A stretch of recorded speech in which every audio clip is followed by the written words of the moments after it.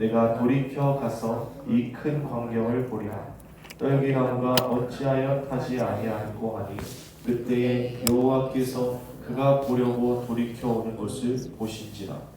하나님이 떨기나무 가운데서 그를 불러 이르시되 모세야 모세야 하시되 그가 이르되 내가 여기 있나이다. 하나님이 이르시되 이리로 가까이 오지 말라. 내가 선 곳은 거룩한 땅이니 내 발에서 신을 벗으라.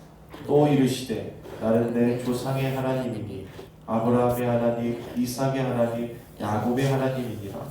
모세가 하나님 배웠기를 두려워하여 얼굴을 가리되 여호와께서 이르시되 내가 애굽에 있는 내 백성의 고통을 분명히 보고 그들이 그들의 감독자로 말미암아 부르짖음을 듣고 그 근심을 알고 내가 내려가서 그들을 애굽인의 손에서 건져내고 그들을 그 땅에서 인도하여 아름답고 광대한 땅 젖과 꿀이 흐르는 땅 곧 가나안 족속, 헷 족속, 아모리 족속, 브리스 족속, 히위 족속, 여부스 족속의 지방에 데려가려 하노라. 이제 가라. 이스라엘 자손의 부르짖음이 내게 가라고.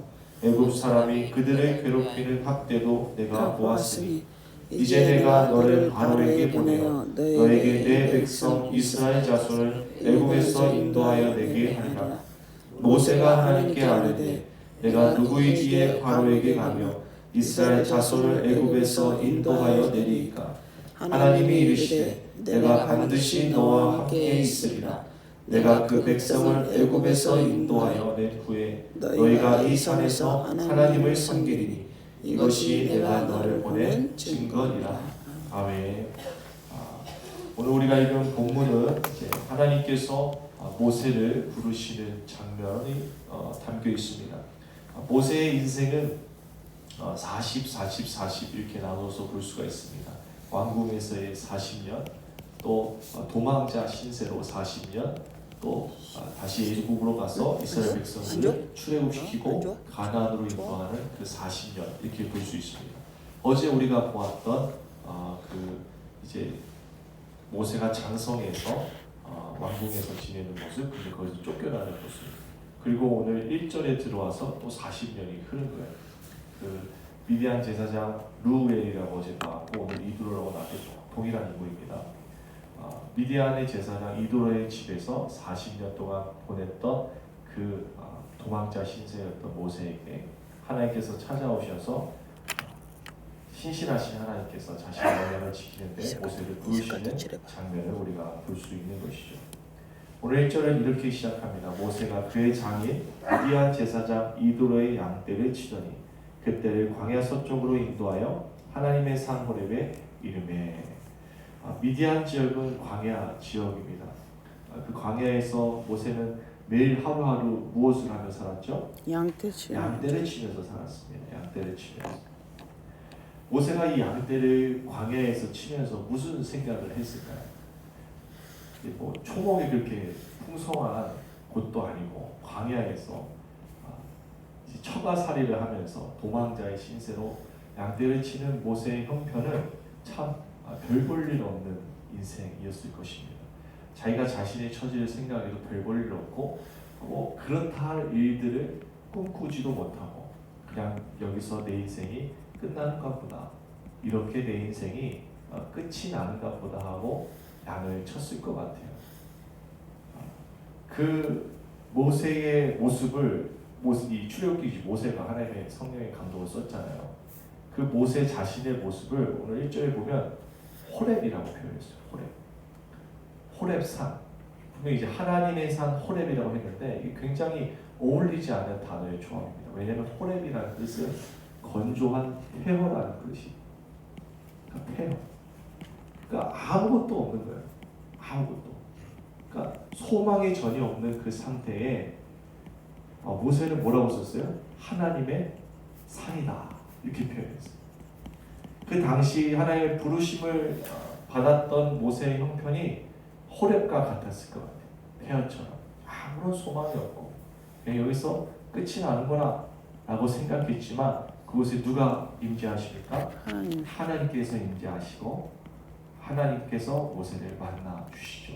그러니까 아무리 호렙일지라도 아무리 폐허일지라도 하나님이 임재하시면 하나님의 산이 되는 것이고 나중에 이제 신의 산과 동일하게 쓰이잖아요. 하나님의 율법을 받고 굉장히 이스라엘 역사에 중요한 산이 됩니다. 그러니까 우리가 아무 의미 없이 보내는 그런 하루하루의 삶 가운데 누가 오셔야 의미가 있기 시작할까요? 하나님이 오셔야 됩니다. 하나님. 잘 보세요. 모세가 40, 40, 40 이렇게 인생을 나눌 수 있다고 제가 말씀드렸잖아요. 왕궁에서의 40, 또 도망자로서의 40, 출애굽하여 가나안 땅으로 이끄는데 40이에요. 그러면 이제 모세가 하나님의 사명을 이루는 데 있어서 가장 많은 시간을 보낸 땅은 어디였습니까? 광야였습니다. 그 광야에서 하나님의 사명을 이루어 가야 되는데 그 광야 땅을 그 출애굽한 이스라엘 백성들 가운데 가장 잘 알고 있게 된 인물은 누가 돼요? 모세가 돼요. 그렇게 준비된 시간이 언제였습니까?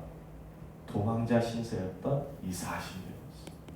자기는 아무런 의미가 없고 여기서 끝이라고 생각했던 그 시간들을 하나님께서는 사용하셔서 하나님의 사명을 완수하는데 준비시켜주셨다는 것입니다. 오늘도 마찬가지죠. 우리도 오늘 하루가 우리가 반복되이 하는 이 일상생활이 어찌 보면 굉장히 의미 없이 느껴질 때가 많습니다. 또 실패한 인생 속에서 난 여기서 이제 끝인가 보다. 이 침체 가운데 벗어나지 못하는 내 인생은, 내 신앙은, 우리 가정은, 우리 일터는 여기서 끝인가 보다 라고 생각하겠지만 하나님께서는 그 순간조차도 우리를 준비시키고 계시다는 것을 믿으시기 축복합니다. 왜 그러실까요? 우리가 하나님의 사명을 이루는 현장은 어디예요? 일상이라는 일상.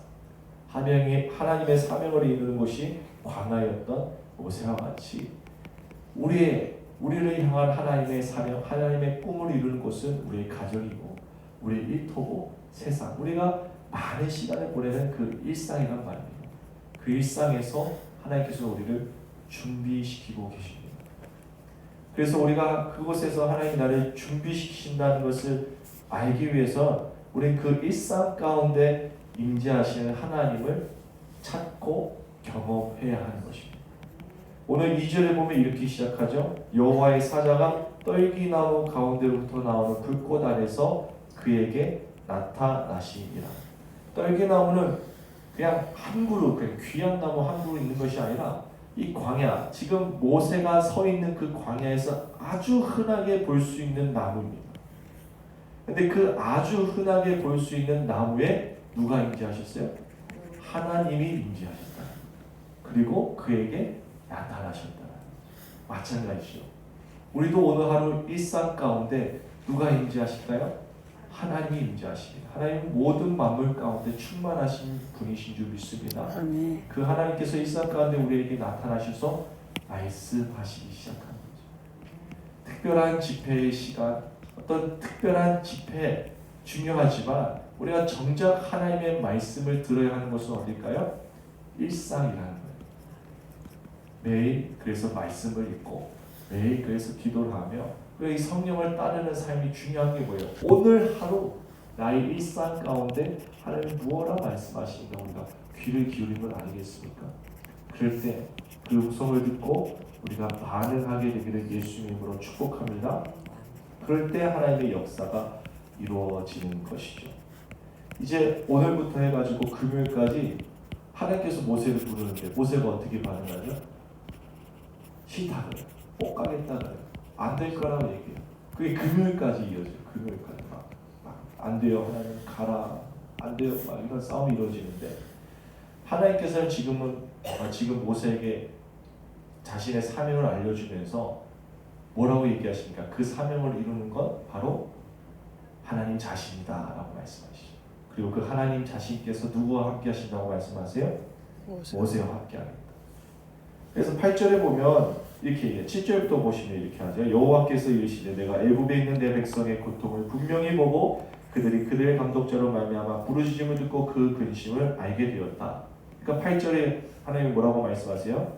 내가 내려가서 그들을 애굽인의 손에서 건져내고 그들 그 땅에서 인도하여 끝에 보니까 데려가려 하노라. 그러니까 하나님이 이스라엘 백성들의 고통을 기억하셔서 이제 당신의 일을 이루어 가시는데 당신이 직접 하시겠다고 말씀하신 후에 대뜸 부르시죠. 모세를 9절에 이제 가라. 내가 내려가서 건져내고 인도해서 데려갈 거야 말씀하신 다음에 바로 모세에게 너가 가 이렇게 말씀하십니다. 근데 이건 너가 가 이게 말씀이 아니라 너와 내가 함께 가겠다라고 말씀하십니다. 그럼 하나님이 함께 하시는 인생, 하나님이 함께 동행하시는 것은 어떤 인생입니까? 하나님의 꿈이 있는 것이에요. 하나님의 꿈이 있는 것. 우리는 우리의 꿈을 이루어 달라고 하나님 나와 함께 해달라고 기도할 때가 많습니다. 근데 오늘 성경에 보니까 하나님께서 내가 반드시 함께 하겠다고 말씀하시는데 어느 곳에 어떤 인생에 반드시 함께 하시니까 하나님의 꿈에 함께 하는 인생. 이 하나님의 꿈은 어디서 시작됐어요? 하나님의 언약에서 시작됐죠. 신실하신 하나님의 뜻이 이루어지는 그 시간에, 그 장소에, 그 역사에 동참하는 인생에 하나님은 반드시 함께 할 것이다 말씀하십니다. 오늘 우리의 삶이 이러한 삶이 되기를 예수님으로 축복합니다. 아멘. 우리의 뜻 가운데 하나님 함께 해주세요라고 기도하는 이 새벽이 아니라 하나님의 뜻을 내게 가르쳐 주시고 내가 그 뜻 가운데 따라갈 수 있는, 순종할 수 있는 인생 되게 해달라고 기도할 때 우리는 오늘 이 일상 가운데 아무 의미 없이 보이고 별 볼 일 없는 것 같은 우리 일상 가운데 임재하시는 하나님을 경험하게 될 줄로 믿습니다. 아멘. 매일 매 순간 하나님을 경험하는 우리 신앙이 어떨까요? 굉장히 역동적이게 되고 신나게 되고 즐겁지 않겠습니까? 그런 오늘 하루가 되길, 아니 우리 평생의 신앙생활이 되길 예수님으로 축복합니다. 아멘. 함께 기도합니다. 살아계신 하나님 아버지 감사를 드립니다. 오늘 모세에게 찾아오신 하나님 동일하게 우리의 인생 가운데 찾아오실 줄로 믿습니다. 모세에게 찾아와 말씀하신 하나님, 아무 의미 없이 보냈던 그 시간들을 통하여 모세를 준비하셨고 흔하게 볼 수 있던 별 볼 일 없던 떨기나무에 임하신 하나님, 우리의 일상 별 볼 일 없어 보이고 남들과 전혀 다를 바 없어 보이는 우리 일상 가운데 하나님 임재하셔서 말씀하여 주옵소서. 하나님의 뜻을 가르쳐 주시고 그 뜻 가운데 우리의 인생을 결단하고 순종할 수 있도록 은혜를 베풀어 주길 소망합니다. 그래서 주님께서 말씀하신 내가 반드시 너와 함께 있으리라는 이 말씀이 우리가 하나님의 꿈을 위하여 삶을 살아갈 때 경험되어지도록 우리를 인도하여 주시옵소서. 오늘도 이 새벽에 주님의 뜻을 묻고 구합니다. 오늘 하루 내 삶 가운데 말씀하실 하나님께 귀 기울이며 나아갑니다. 주여와여 말씀하옵소서. 주의 종이 듣겠나이다. 주의 종이 그 뜻을 순종하겠나이다. 그 뜻 가운데 주님을 경험할 수 있도록 우리와 함께하여 주옵소서. 감사드리며 예수 그리스도의 이름으로 축복하며 기도합니다. 아멘. 아멘. 주여 한번 외치고